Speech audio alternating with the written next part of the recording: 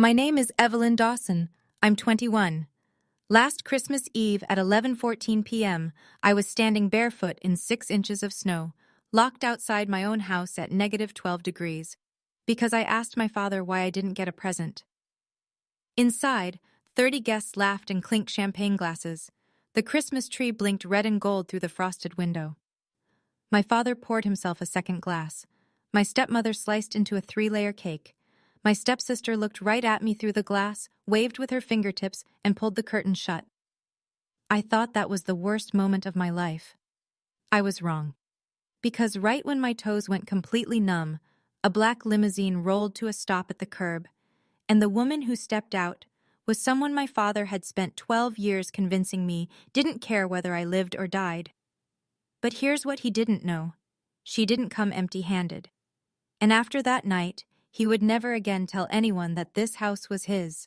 Before I go on, if stories about standing up for yourself mean something to you, please hit like and subscribe.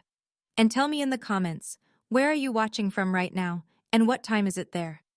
Now, let me take you back 12 years, to the day my mother was buried, and the day my father started building the cage I'd live in until last Christmas. I'm 9 years old, the sky is iron gray, the kind of gray that doesn't promise rain. Just nothing. My mother's casket is mahogany. I know because my grandmother told me. Your mama picked mahogany once for a bookshelf, she whispered, holding my hand so tight I felt her pulse. She had good taste, your mama. My grandmother's name is Vivian Hartwell.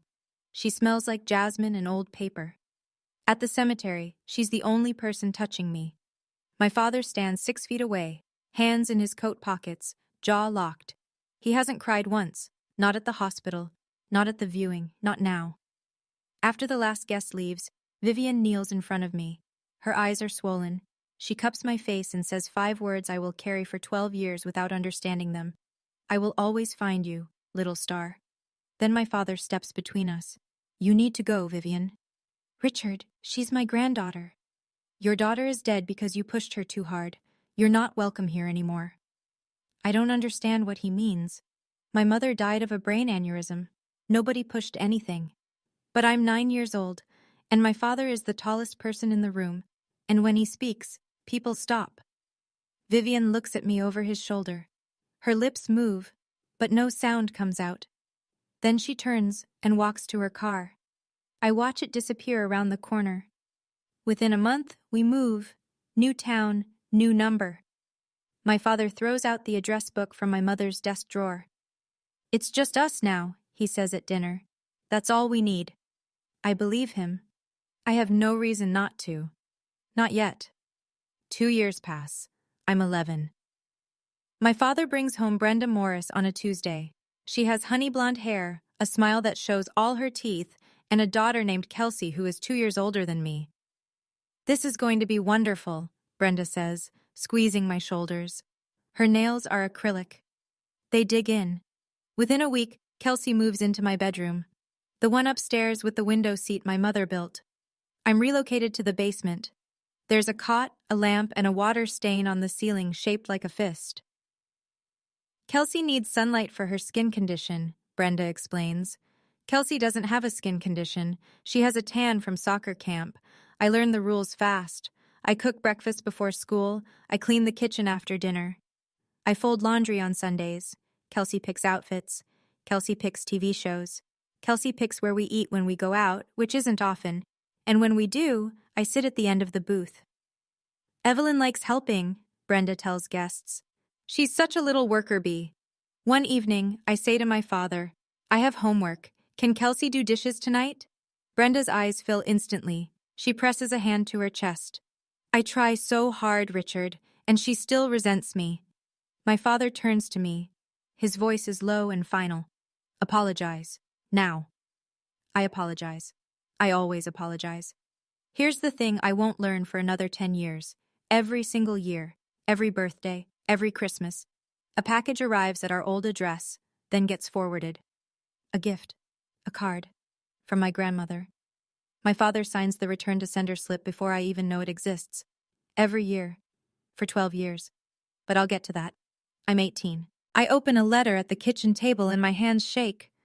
Full scholarship. Nursing program. 4-year university. 80 miles east. I show my father.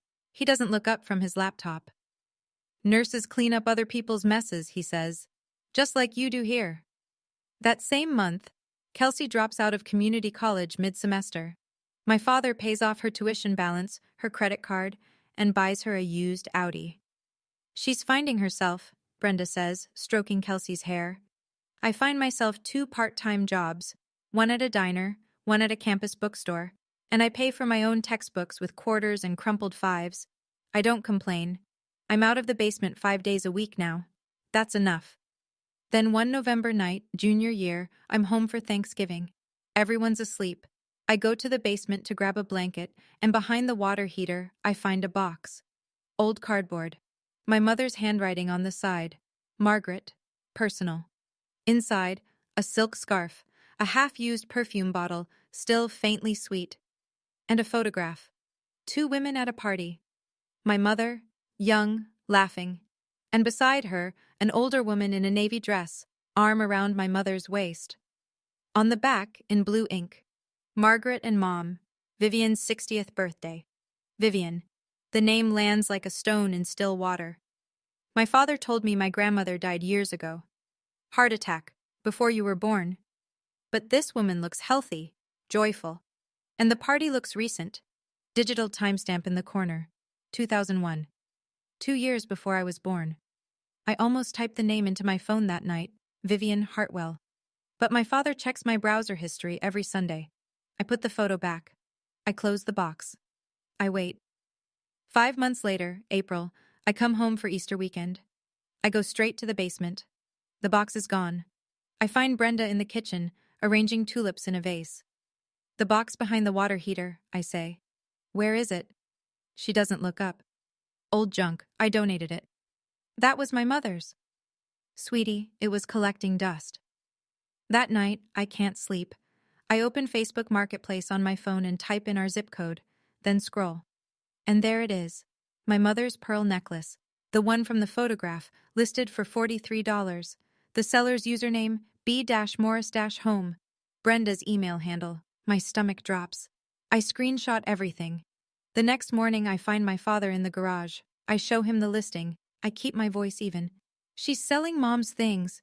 The necklace, the scarf. They were in that box. He barely glances at my phone. Brenda is my wife. This is her house too. Drop it. Those were Mom's. Drop it, Evelyn. He goes inside.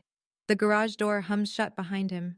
That night in the basement cot at home, I stare at the water stain and something shifts. It's quiet. No thunder, no dramatic realization, just a slow, terrible clarity. I always thought keeping quiet was keeping peace, that absorbing their cruelty was the cost of having a family at all, that if I was patient enough, kind enough, invisible enough, one day someone would see me. But lying there in the dark, listening to Brenda laugh at something on TV upstairs, I understand. I wasn't keeping peace. I was keeping their comfort. And nobody was coming to see me, not unless I made some noise. I just didn't know the noise was already on its way. December 21st. My father calls a family meeting at the dining table. Brenda sits beside him, pen and notepad ready, like she's taking minutes for a board. We're hosting Christmas Eve this year, he says. Biggest one yet, 30 guests, neighbors, colleagues from the bank, a few relatives.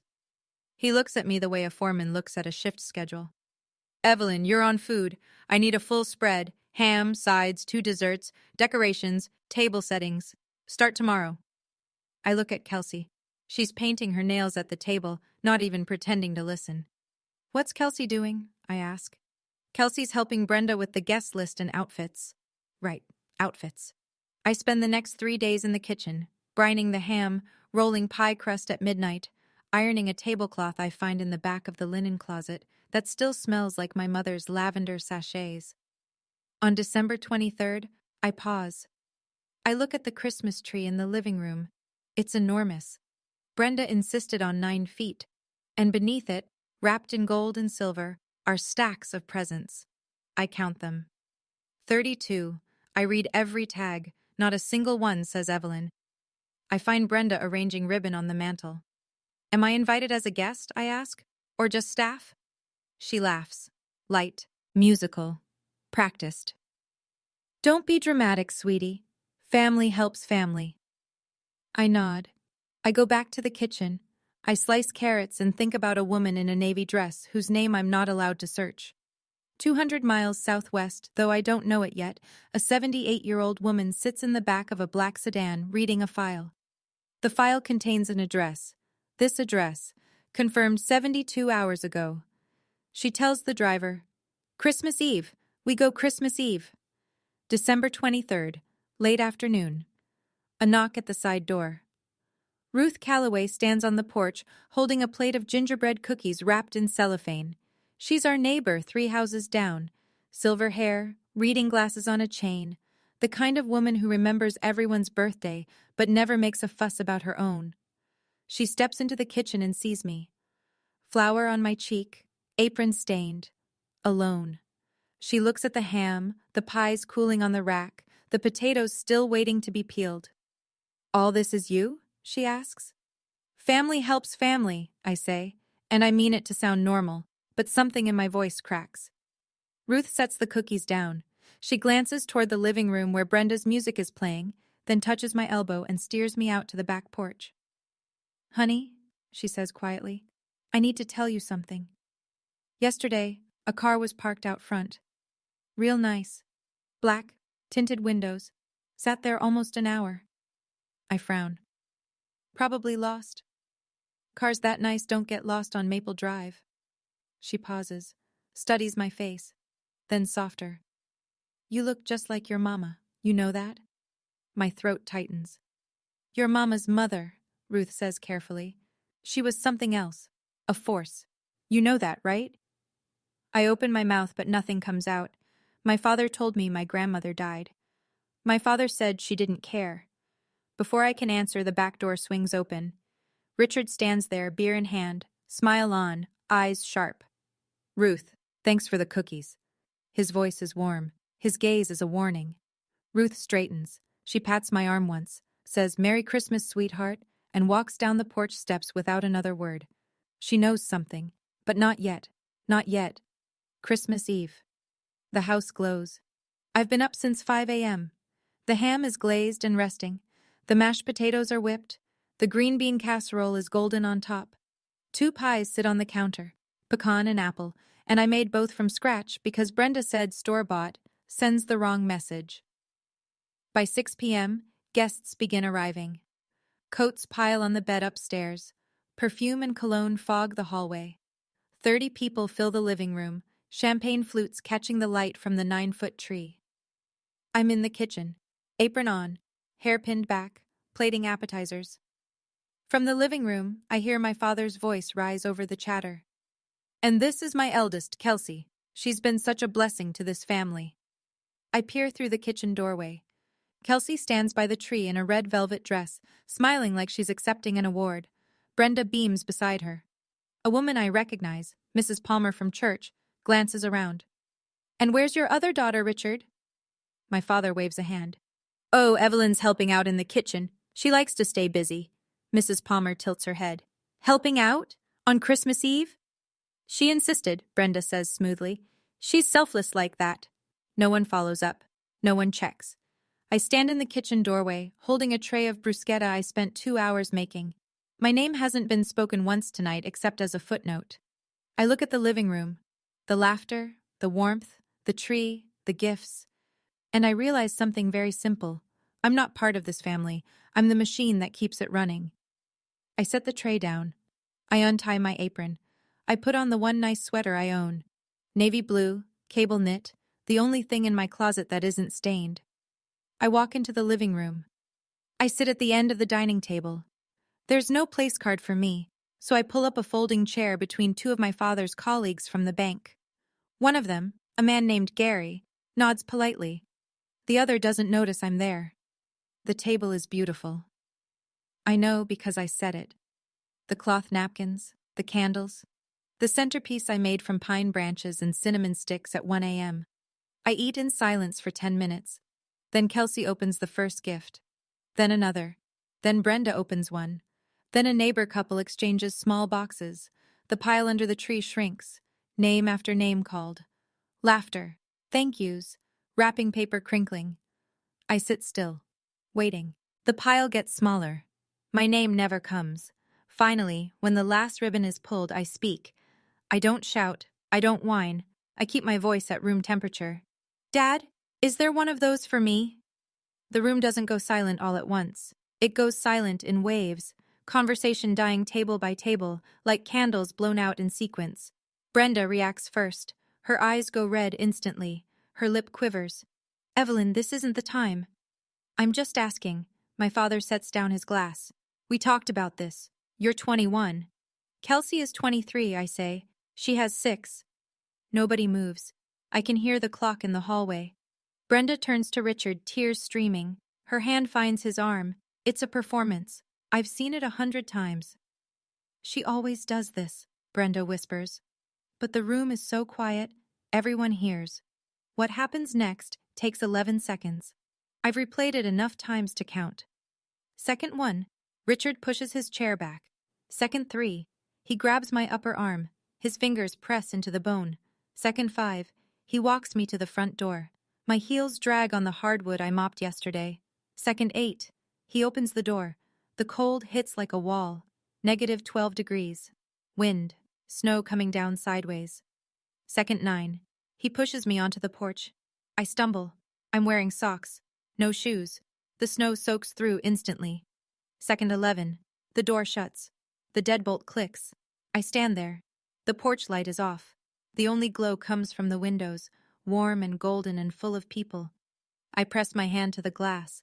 Inside, my father straightens his shirt, returns to the table, and picks up his champagne. Brenda dabs her eyes. Somebody pats her back. You want to talk back? He'd said as he shoved me through the door. Do it outside. Come back in when you learn some respect. My feet burn, then sting, then go numb. I curl my toes, but I can't feel them anymore. My sweater is thin. Wind cuts through cable knit like it isn't there. My fingers turn white. 10 minutes. The party resumes inside. Laughter again. Music. Someone found the Bluetooth speaker. 20 minutes. Snow reaches my ankles. I crouch against the railing and hug my knees. I look through the window one more time. Kelsey stands by the tree, holding a phone. She spots me, walks to the glass, smiles, waves her fingers slowly, the way you'd wave to a stranger's dog. Then she pulls the curtain shut. I close my eyes. I think, I'm going to die here. Outside my father's door. On Christmas Eve.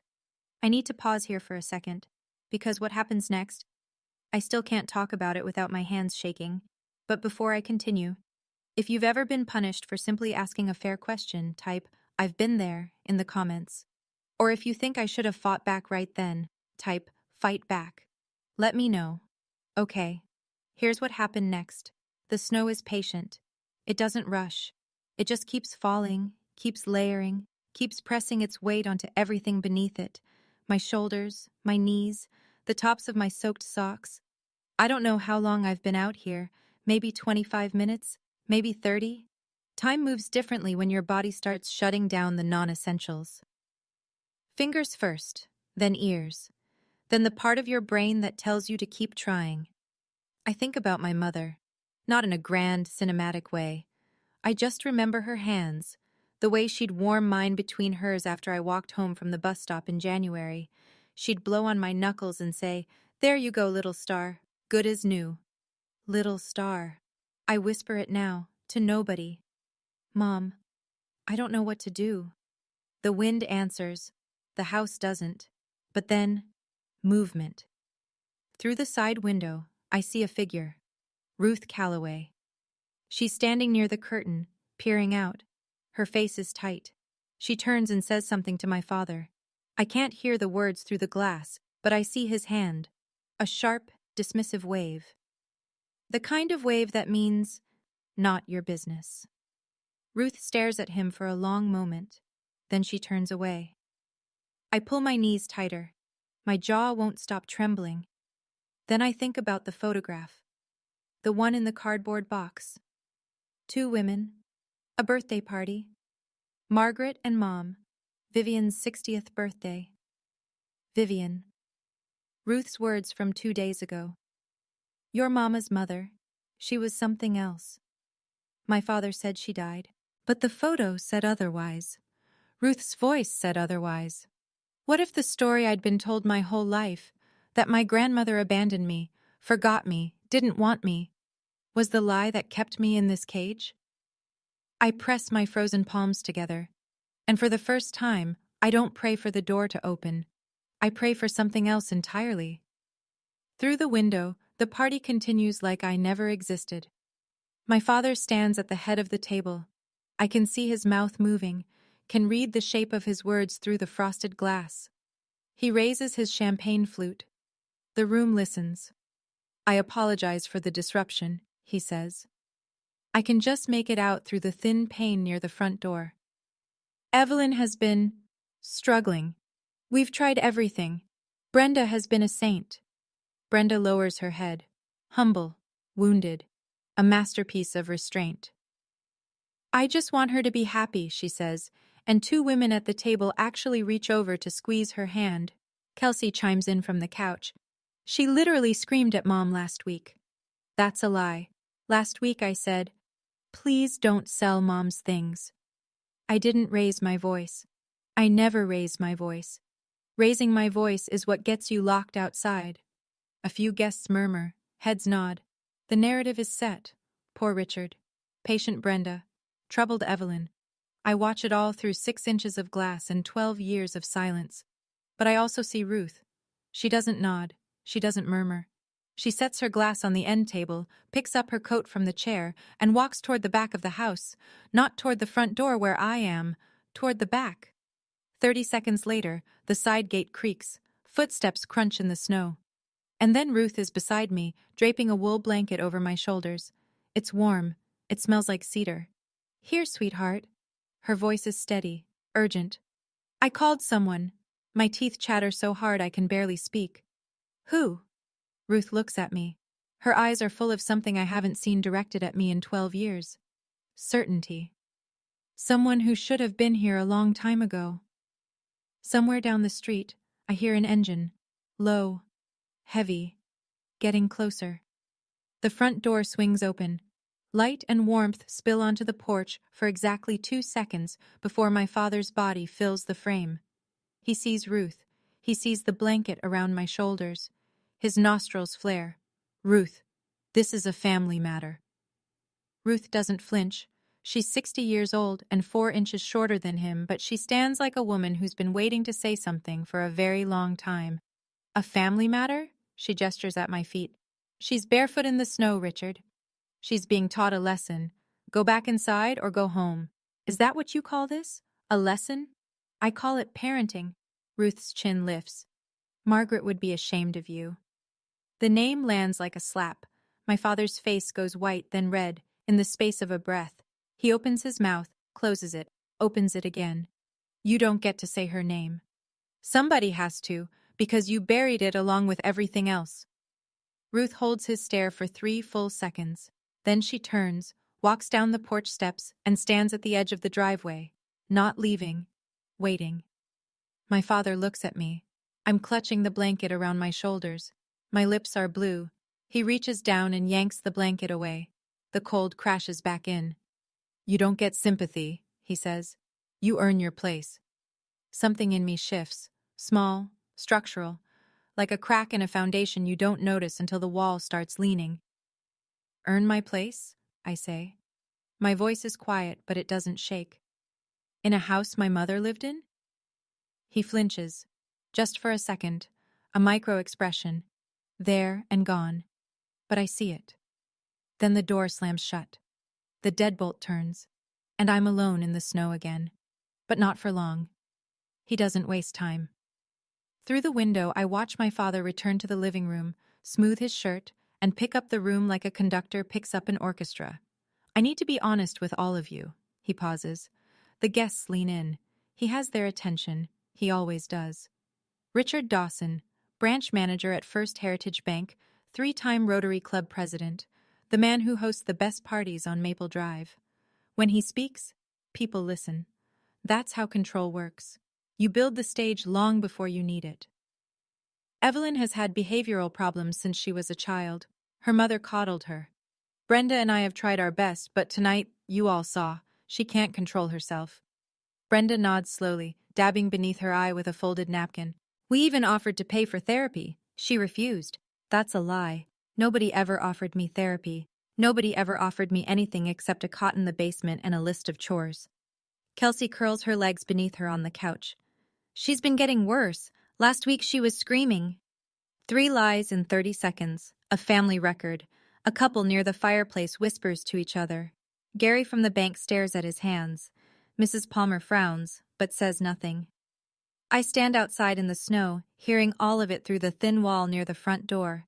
Every word, every nod, every silence that means agreement. Tears run down my face, but they're half frozen before they reach my jaw. I want to scream. I want to pound on the glass and say, I cooked your food. I decorated your tree. I ironed your tablecloth. And you locked me out for asking a question. But I don't. I stand still. And I wait. Because down the road, headlights are turning onto Maple Drive, 11:14 p.m. I'll never forget the time, because Ruth checks her watch and whispers it from the edge of the driveway. 11:14. The headlights are wide and low. They sweep across the snow-covered lawns of Maple Drive like searchlights, turning the white ground pale gold. The engine is quiet, the expensive kind of quiet, and the car that emerges from the dark is long and black and polished to a mirror shine. A limousine, on Maple Drive, on Christmas Eve, in front of my father's house. It glides to the curb and stops. The engine idles. Snow drifts against its tires. Ruth walks to the car. She bends toward the rear window and nods at whoever's inside. The driver's door opens. A man in a dark coat steps out, circles to the rear passenger side, and opens the door. Another man emerges first. Middle-aged, gray overcoat, leather briefcase in his left hand. He looks at the house, then at me, then back at the car. Then a hand appears on the doorframe, thin, steady, a single gold ring on the 4th finger. A woman steps out. She's 78 years old, but she moves like someone who has never once waited for permission.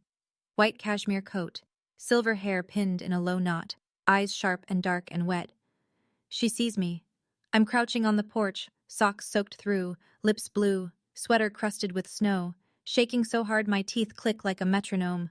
She stops walking. Her hand goes to her mouth. Her chest rises once, hard, like she's swallowing something jagged.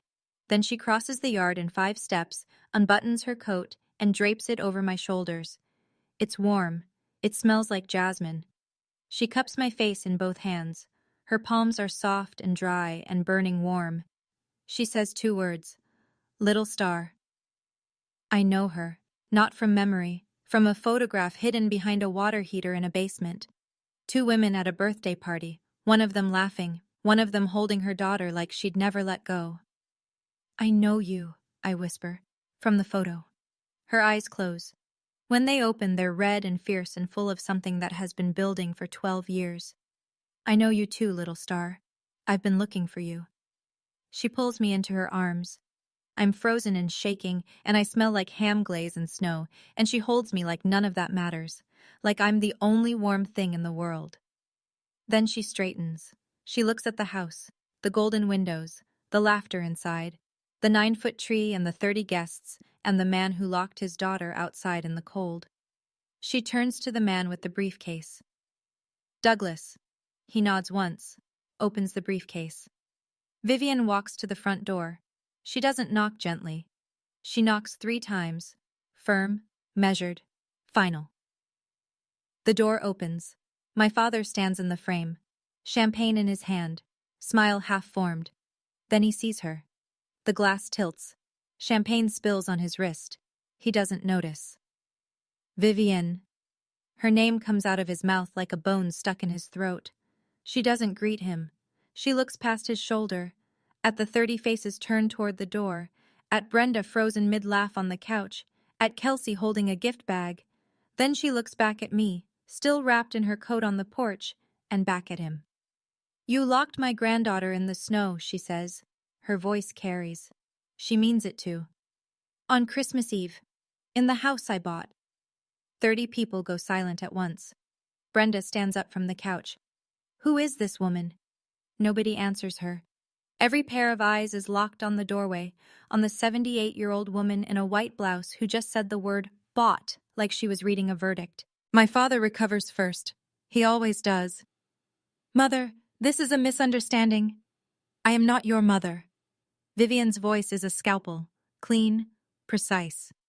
I am Margaret's mother, and this is not your house. Douglas Fenn steps inside. He moves with the practiced calm of a man who has delivered uncomfortable truths in far more hostile rooms than this. He opens the briefcase on the dining table, right next to the centerpiece I made, and removes a folder. This property, Vivian says, lifting a document for the room to see, 47 Maple Drive, was purchased by me, Vivian Hartwell, in 2003, as a wedding gift for my daughter Margaret. The deed is in my name. It has always been in my name. Richard shakes his head. That's not... I've been paying. You've been living here, rent-free, for 21 years. Vivian doesn't raise her voice. She lowers it, which is worse. Because I allowed it, for Margaret's sake, and then for Evelyn's. The room shifts. I can see it. The way people's postures change. The way Gary from the bank uncrosses his arms. The way Mrs. Palmer puts her hand over her mouth. Brenda's face cycles through 3 expressions in 2 seconds: confusion, fury, calculation. Richard, what is she talking about? This is my house. I pay the bills, utilities, maintenance. Vivian, paying the electric bill does not make you the owner, Richard. Douglas sets the deed on the table, then a second document, then a third, then a thick stack of envelopes bound with a rubber band. 12 years of certified letters, he says mildly, all returned unopened. Vivian turns to me.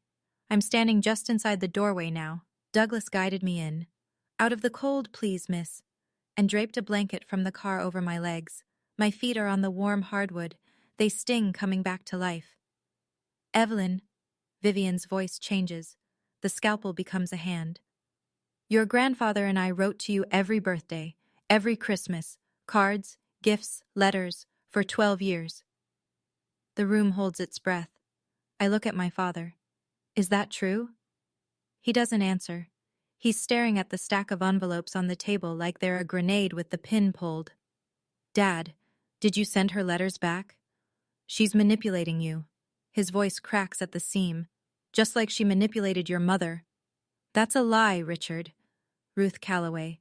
She's standing in the back doorway, coat on, arms crossed. I don't know when she came in, but she's here. Margaret loved her mother, Ruth says.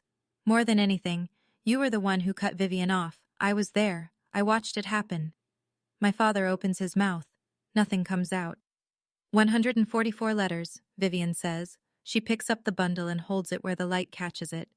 Every envelope is addressed in the same handwriting. Every one is stamped, "Return to sender." Not one reached her. A woman near the fireplace gasps. Gary from the bank pushes his chair back and stands, as though sitting at this table suddenly implicates him. Kelsey looks at Richard. Dad, what's going on? Brenda is already moving. She takes 2 quiet steps toward the staircase like a woman calculating the fastest route to the exit. My father stands in the middle of his own living room, surrounded by his guests, his decorations, his champagne, and he has nothing left to say. The cage is open. 144 letters. Can you imagine that? 12 years of birthday cards, Christmas gifts, handwritten notes, all intercepted, all sent back. If this story is hitting you somewhere deep, please share it with someone who needs to hear it today. And tell me in the comments, would you forgive Richard, or would you walk away forever? Let's keep going, because Vivian wasn't done. Vivian lets the silence do its work. She doesn't rush. She's spent 12 years waiting. Another 30 seconds is nothing. Then she speaks, and she speaks to Richard the way you speak to someone who has already lost but doesn't know it yet. I gave you this house for Margaret. Margaret is gone. She pauses. And you used it as a cage for her daughter. Richard's jaw works. His fists clench at his sides. But there's nowhere to swing. Not with 30 witnesses, not with a lawyer holding a deed, not with his daughter's frozen socks leaving wet prints on his hardwood. Effective January 15th, Vivian says, I am reclaiming this property. You have 3 weeks to vacate. You can't do that. Douglas doesn't look up from the folder. She can. She's the legal owner. You have no lease, no contract, no claim. I'll file the formal notice tomorrow morning. Richard turns in a slow circle, scanning the room for an ally. Gary looks at the floor. Mrs. Palmer looks at her lap. The couple near the fireplace is already reaching for their coats. Nobody meets his eyes. Then Brenda's voice cuts through. And it's a voice I've never heard before. Not the soft, wounded tremor she uses on Richard. Something harder, colder, real. Richard, she's standing at the foot of the stairs, purse already on her shoulder. You told me this was your house. It is my. You told me this was yours. The mask falls. Brenda isn't crying now. She's calculating, and the math just changed. Vivian watches the exchange without expression. Then she turns to Brenda. And you. I know about the necklace. Margaret's pearl necklace. I know you sold it online for $43. Brenda's face drains of color so fast I can see it from across the room. The cage isn't just open. It's demolished. My father tries one last thing. The only tool he has left when authority fails. Sentiment. He turns to me. His eyes soften. His shoulders drop. His voice goes quiet, almost tender. And if you didn't know him, if you hadn't spent 21 years studying every shift in his tone the way a sailor studies wind, you might believe it. Evelyn, sweetheart. He takes a step toward me. You're my daughter. Don't let this woman come between us. I lost my temper. It's Christmas. Let's not do this. I look at him. I look at the door he pushed me through. I look at the deadbolt he turned. I look at the window Kelsey waved from before pulling the curtain shut. I look at the 30 guests who sat in silence while I stood barefoot in the snow. I don't shout. I don't cry. I speak the way you speak when you finally found the floor after years of falling. You locked me outside at -12 degrees, barefoot, on Christmas Eve, and went back to your wine. I lost my temper. You didn't lose your temper, you made a choice. I hold his gaze. Just like you chose to hide every letter Grandma sent. Just like you chose to tell me she abandoned me for 12 years. He opens his mouth. I don't let him fill it. I'm not punishing you, Dad. I'm done waiting outside your door. I turn to Vivian. She extends her hand. I take it.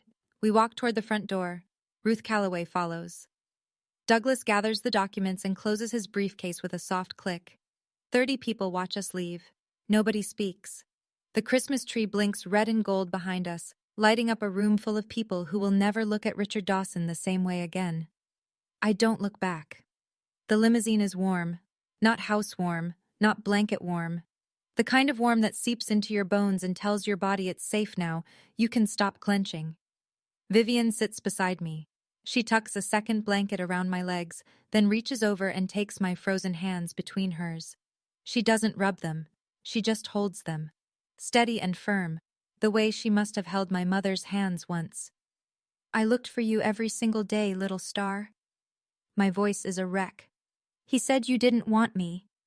I wanted you so much I hired 3 investigators. The first 2 hit dead ends.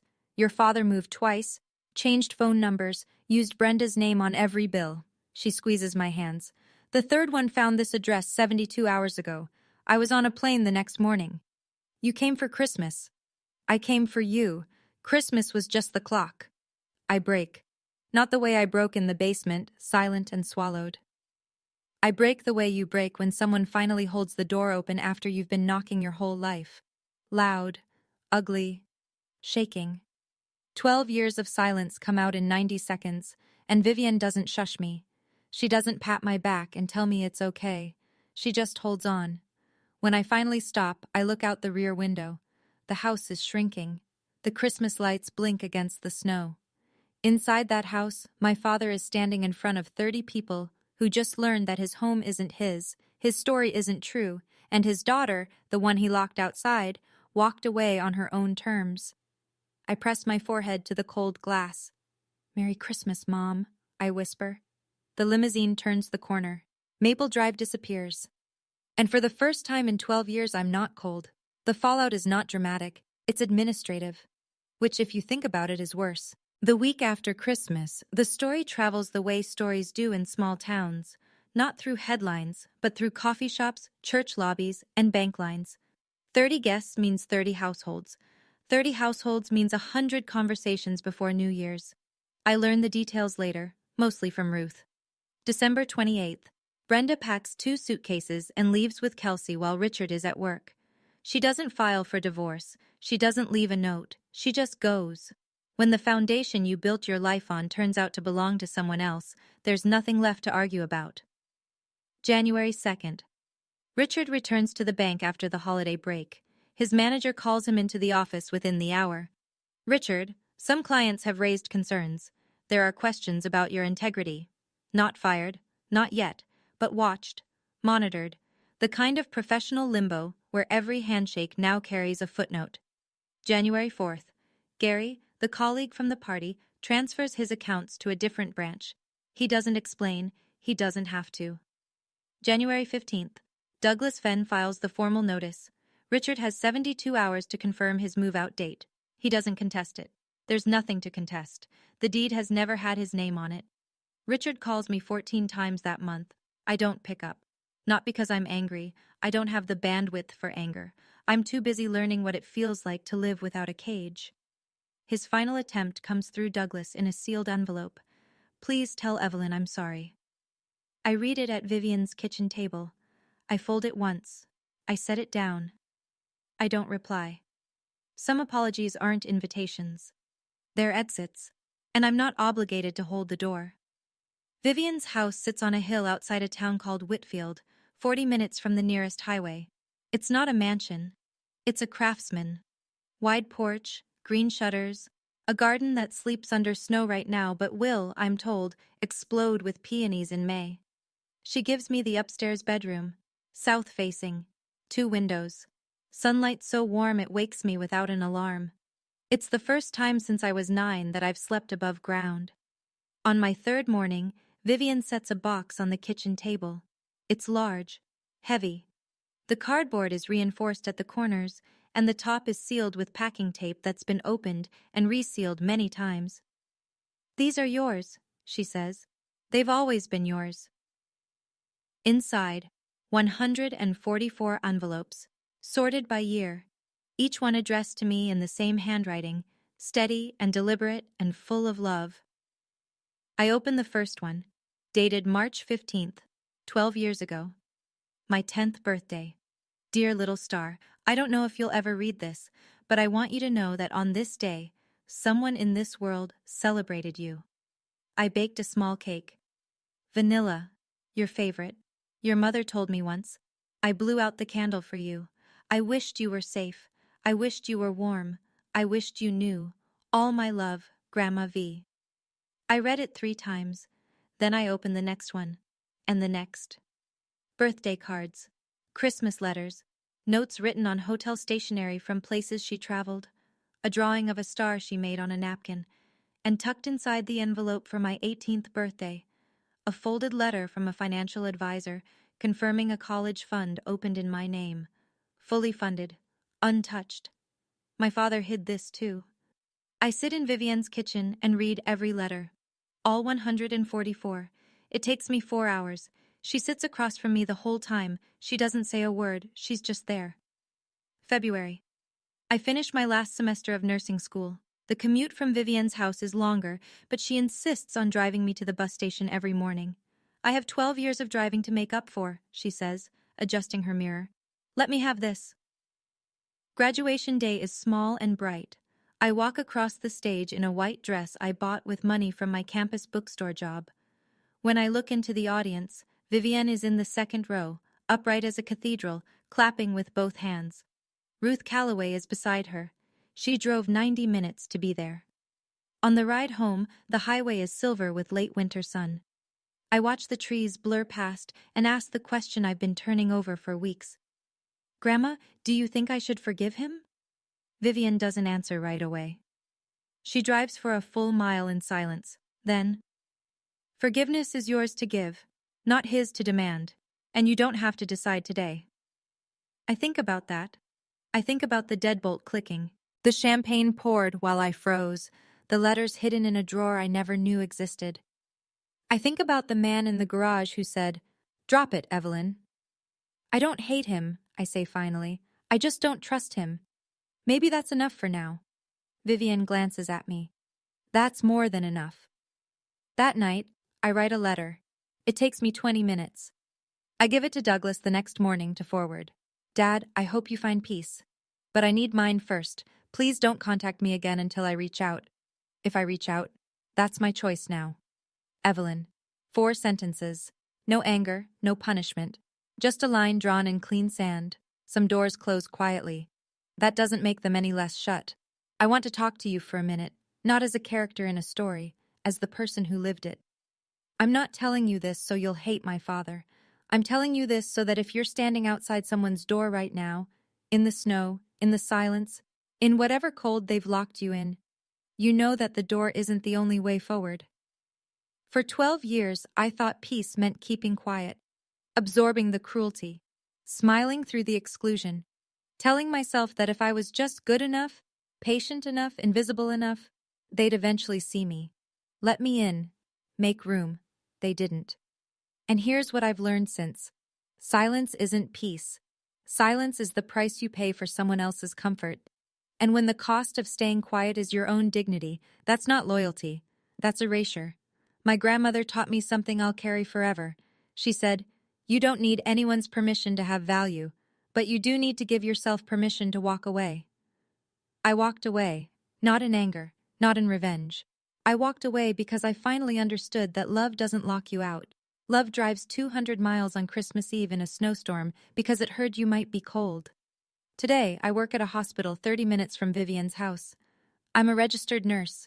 I help people feel safe in their worst moments, and I think I'm good at it. Maybe because I know what it feels like when nobody comes. I have a small apartment now, close enough to visit Vivian every weekend. I have a cat named Star. She sleeps on my chest every night and doesn't care whether I earned my place. I already have one. I always did. This Christmas is different. Vivian's craftsman house smells like cinnamon and pine. The tree is small, 5 feet maybe, and we decorated it together. No 9-foot statement piece, no 30 guests, no gold wrapping paper piled in towers, just us, 2 place settings, 2 mugs of cocoa, a fire in the hearth, snow falling outside the window, soft and steady, and for the first time in my life, I'm watching it from the warm side of the glass. Under the tree, 2 gifts. "Open yours first," Vivian says. I pick up the small box, unwrap it carefully. Inside, on a bed of velvet, is a pearl necklace. A pendant hangs from the center, a tiny oval locket. I press the clasp. It opens. Inside, a photograph. My mother. Young, laughing.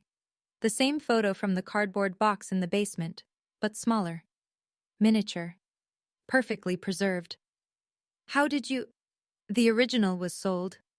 I had the same jeweler make it, from a photo your mother gave me 30 years ago."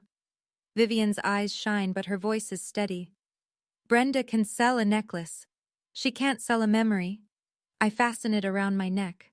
The pearl rests just below my collarbone, cool at first, then warm. I look out the window. Snow falls on the porch, but the porch is empty. No one is shivering. No one is locked out.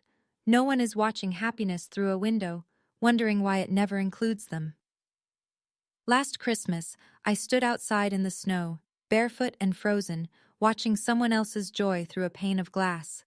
This Christmas, I am the warmth inside. I press the locket against my chest.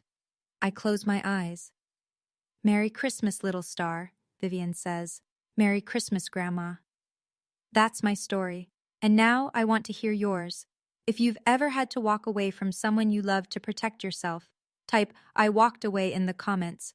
Or if you chose to stay and fight for your boundaries, type "I stayed and fought." Both are brave, both are valid. If this story moved you, check the description for more stories just like this one. Thank you for being here. Merry Christmas, little stars.